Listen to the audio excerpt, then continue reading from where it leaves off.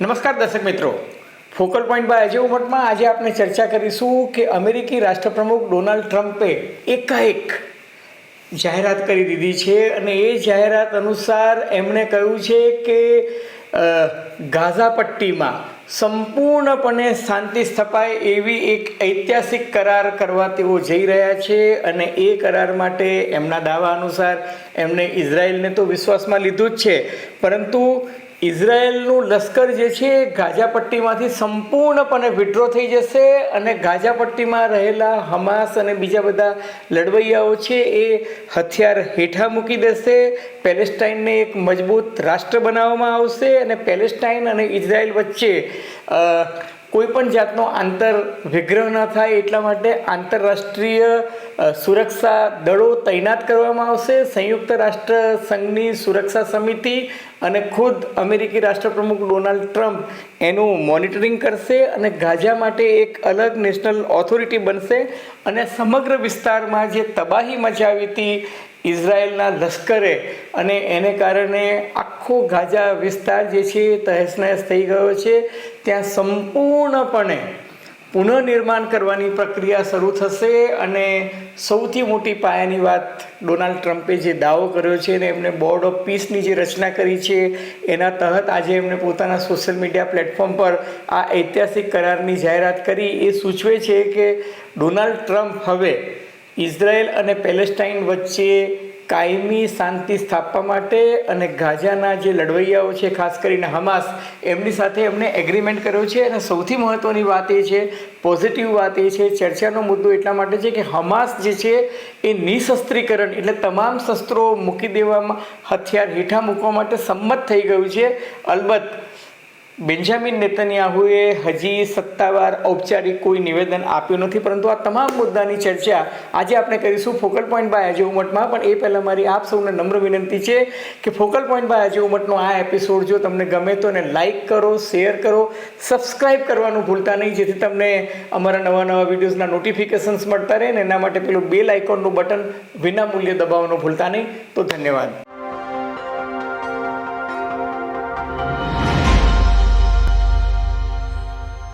તો મિત્રો, આપણે સૌ ઈચ્છીએ કે દુનિયામાં બધી જ જગ્યાએ શાંતિ સ્થપાય અને આજે જે ડોનાલ્ડ ટ્રમ્પે શાંતિ કરારની જાહેરાત કરી છે એ શાંતિ કરારની જાહેરાતની સાથે એમણે 15 મુદ્દાઓની વાત કરી છે.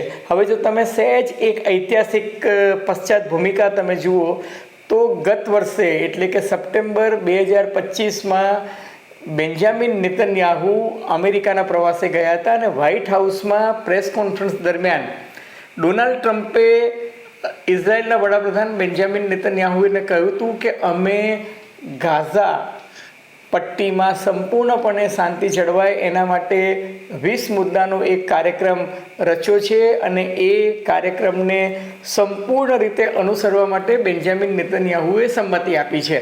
હવે ત્યારે બેન્જામિન નેતન્યાહુએ સંમતિ આપી હતી, પરંતુ એમણે કહ્યું હતું કે અમે સંમતિ આપીએ છીએ, પરંતુ ગાઝા પટ્ટીમાં રહેલા હમાસ લડવૈયાઓ અને બીજા બધા જે લડાયક જૂથો છે એ સંપૂર્ણપણે હથિયાર મૂકે એની ગેરંટી કોણ આપશે?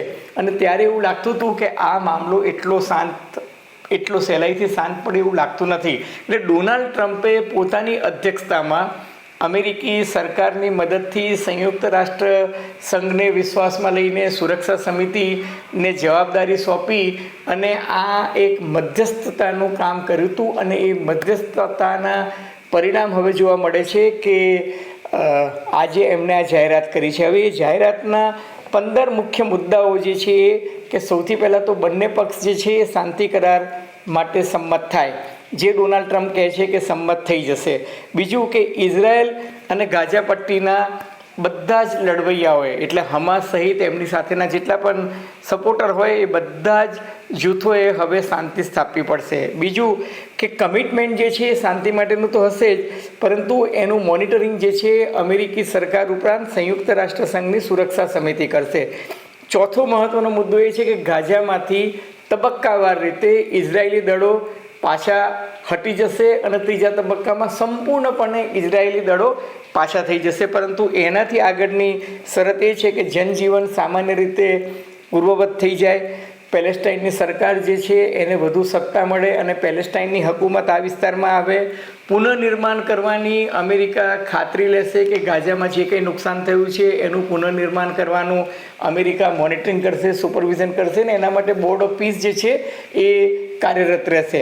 હવે આ વિસ્તારમાં શાંતિ, સલામતી અને સુરક્ષા જળવાય, એનો આર્થિક વિકાસ થાય, પુનઃ વસવાટ થાય. કારણ કે ગાઝામાંથી ઘણા બધા લોકો વિસ્થાપિત થઈ અને બીજા દેશોમાં જતા રહ્યા છે, તુર્કીમાં, ઇજિપ્તમાં, યમનમાં, એ બધા વિસ્તારમાંથી. એ બધા વિસ્તારના લોકોને પુનઃ વસવાટ કરવા માટે અને સ્થાનિક પ્રજાને સશક્ત કરીને ફરી પાછી લોકશાહી ઢબે ચૂંટણીઓ થાય અને ત્યાં સરકારની રચના થાય, પ્રજાતંત્ર પાછું આવે, એના માટેની આ આખી યોજના છે. અને એમાં પ્રથમ તબક્કામાં ઇઝરાયેલે પોતાની લશ્કરી કાર્યવાહી, જે ઇઝરાયેલ અત્યારે હમાસની ઉપર ગાઝા પટ્ટીમાં હુમલા કરે છે, એ ઇઝરાયેલ તાત્કાલિક અસરથી બંધ કરશે.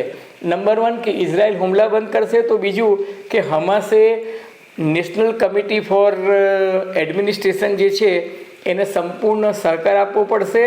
અને હમાસે આ ક્ષેત્રમાં પોતાના જેટલા પણ લશ્કરી જે કંઈ એમને નાની મોટી છાવણીઓ સ્થાપી હોય અને જેટલા શસ્ત્રો એમની પાસે હોય એ બધા શસ્ત્રો જે છે નેશનલ કમિટી ફોર એડમિનિસ્ટ્રેશન જે છે એને સુપ્રત કરવા પડશે. ને આ શસ્ત્રો જે સુપ્રત કરે એ શસ્ત્રો જે છે ઇન્ટરનેશનલ વિજિલન્સ કમિટી જે છે, જે વોચ ડોગ ટાઈપ કમિટી છે, એની ઉપસ્થિતિમાં આંતરરાષ્ટ્રીય સુરક્ષા દળોને સોંપવા પડશે. હવે જ્યારે તમે આંતરરાષ્ટ્રીય સુરક્ષા દળોને તમારા તમામ હથિયારો આપતા હો તો એ કાયમી આપવા હોય, તમે વેચી પણ શકો છો, કાયમ માટે જમા પણ કરાવી શકો છો, અથવા બીજી કોઈ જગ્યાએ મોકલી શકો છો. પરંતુ એ આખો જે ગાઝા પટ્ટીનો વિસ્તાર છે ત્યાં કોઈની પાસે એક પણ શસ્ત્ર ન રહે, એની જવાબદારી હમાસના લડવૈયાઓની રહેશે. અને એની ખાતરી ડોનાલ્ડ ટ્રમ્પ કહે છે કે એમણે આપી છે.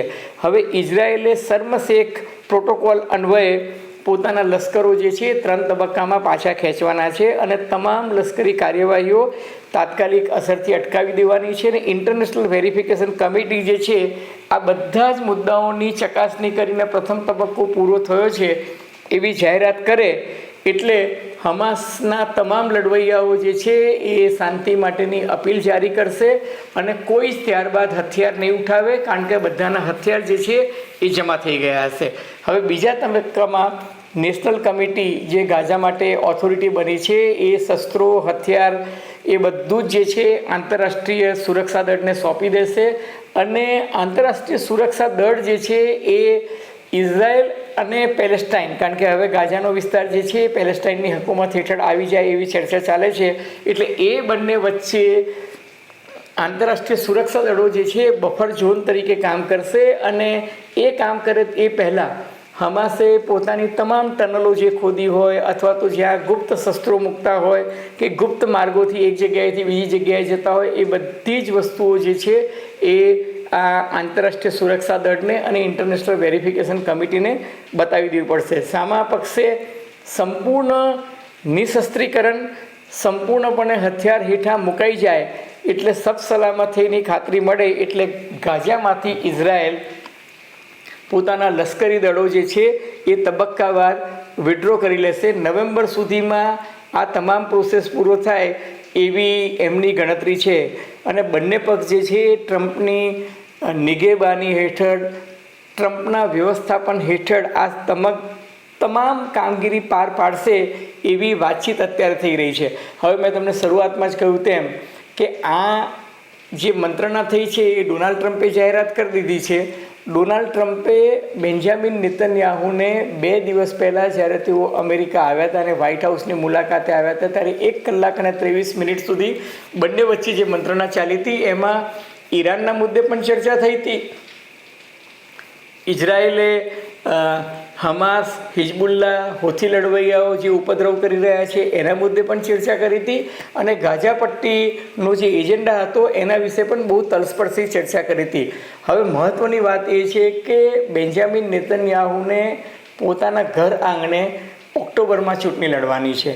આજની તારીખે ઓપિનિયન પોલ એવું કહે છે કે જો ચૂંટણી થાય તો બેન્જામિન નેતન્યાહુ અને તેમના સમર્થનવાળી પાર્ટી જે છે એ ચૂંટણી જીતે એવી કોઈ શક્યતા છે નહીં. અને જો બેન્જામિન નેતન્યાહુ ઉતાવળે જો આ શાંતિ કરાર પર હસ્તાક્ષર કરી નાખે તો કદાચ એમની પાર્ટીનો તદ્દન સફાયો પણ થઈ જાય, કારણ કે ઇઝરાયેલમાં અત્યારે વિપક્ષ જે છે એ કોઈપણ પ્રકારની શાંતિ સમજૂતી કરવાના મૂડમાં નથી. એટલે ડોનાલ્ડ ટ્રમ્પ અત્યારે બેન્જામિન નેતન્યાહુને પ્રેશર તો મારી રહ્યા છે, પરંતુ સામા પક્ષે વિપક્ષ જે છે ત્યાંનો જે અત્યારે મજબૂત સ્થિતિમાં છે એને સમજાવવા માટે એ અસમર્થ જણાય છે. હવે ડોનાલ્ડ ટ્રમ્પ એવું કહે છે કે એ વિપક્ષ સાથે પણ વાત કરશે, પરંતુ ઔપચારિક જાહેરાત થઈ નથી. પરંતુ દુનિયાના લગભગ 60 જેટલા દેશોએ આ શાંતિ કરારને સમર્થન આપ્યું હોવાની વાત ચાલી રહી છે.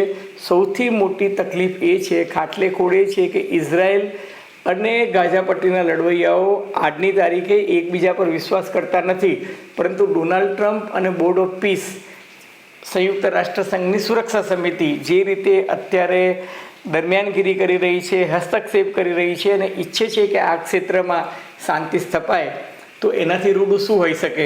એટલે આપણે ઈચ્છીએ કે શાંતિ સ્થપાય અને ઇઝરાયેલી વડાપ્રધાન બેન્જામિન નેતન્યાહુ પોતાનો યુદ્ધનો ઉન્માદ છોડે, પોતાના સાથી પક્ષોને સમજાવી શકે, ડોનાલ્ડ ટ્રમ્પ પણ પૂરતું પ્રેશર મારે, સંયુક્ત રાષ્ટ્રસંઘ પોતાની વગ વાપરે અને યુરોપના બીજા દેશો પણ આમાં પોતાનું જે કંઈ પ્રભુત્વ છે અથવા તો પોતાની વગ જે છે એનો ઉપયોગ કરે. કારણ કે સૌથી મહત્ત્વનું ડેવલપમેન્ટ એ છે કે આ સમગ્ર શાંતિ પ્રક્રિયાની અંદર અત્યારે ઇજિપ્ત અને તુર્કીએ આ બંને દેશો જે છે રસ લઈ રહ્યા છે અને આ બંને દેશો એવા છે કે જેમને પેલેસ્ટાઈન અને ગાઝાના જે લોકો જે છે એ એમના પર ભરોસો રાખે છે.